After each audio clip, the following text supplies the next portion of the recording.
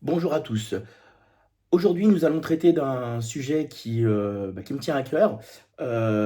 C'est une question récurrente qui revient sans cesse et qui va permettre de mettre en exergue un des soucis, on va dire, psychologiques majeurs d'un programme pour s'assécher. Voilà. Donc, nous savons que pour perdre du poids, on va agir sur plusieurs leviers. Le levier de la musculation, donc on va en fait créer du muscle pour améliorer la dépense énergétique, augmenter la dépense énergétique de son moteur, hein, l'appareil locomoteur, les muscles, c'est quelque chose qui dépense de l'énergie.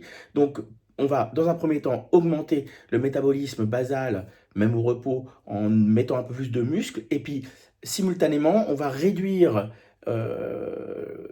les quantités caloriques, notamment les quantités de glucides, hein, c'est principalement sur ce type d'aliment qu'il va falloir agir, de façon à diminuer l'adiposité.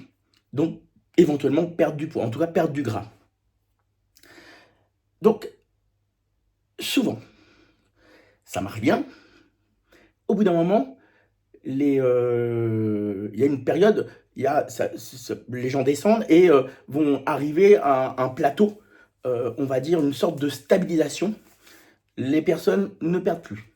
Et là, la question récurrente, c'est et maintenant, est-ce que je peux remanger normalement?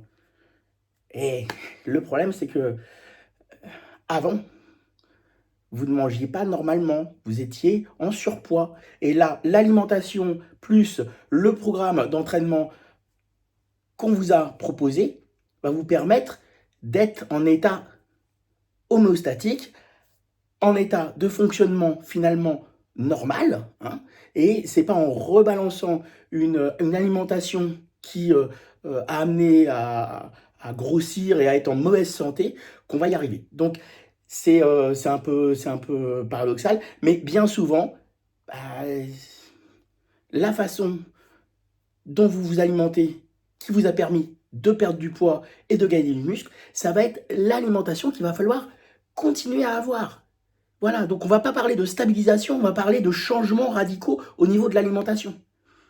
Et bien évidemment, pour que ça se passe dans de bonnes conditions, il va falloir ponctuellement, mais je dis bien ponctuellement, balancer des calories de façon un peu anarchique, de façon à à se défrustrer, éventuellement à se culpabiliser un peu pour réattaquer son rythme de la semaine en ayant un petit peu et d'énergie et d'entrain. Et le programme alimentaire va pouvoir durer très longtemps. Moi, ce que je vous conseille de faire, c'est de vous faire une borne haute.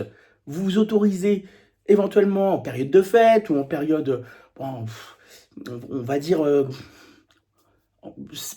quelques relâches qui vont éventuellement vous faire prendre 1, 2 kilos.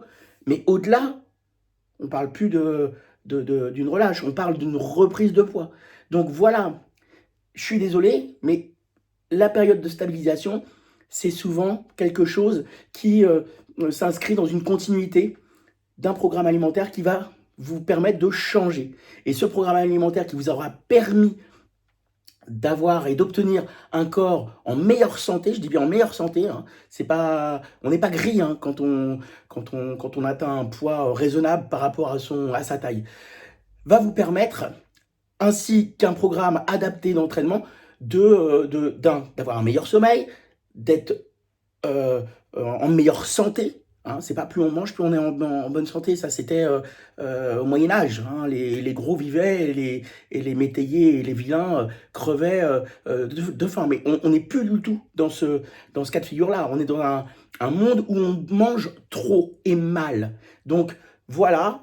J'espère que vous ne serez pas déçus de ma réponse. Mais en tout cas, période de stabilisation, bien souvent, c'est une continuité de votre programme alimentaire qui vous aura permis de perdre du poids. N'oubliez pas, une relâche au minimum par semaine.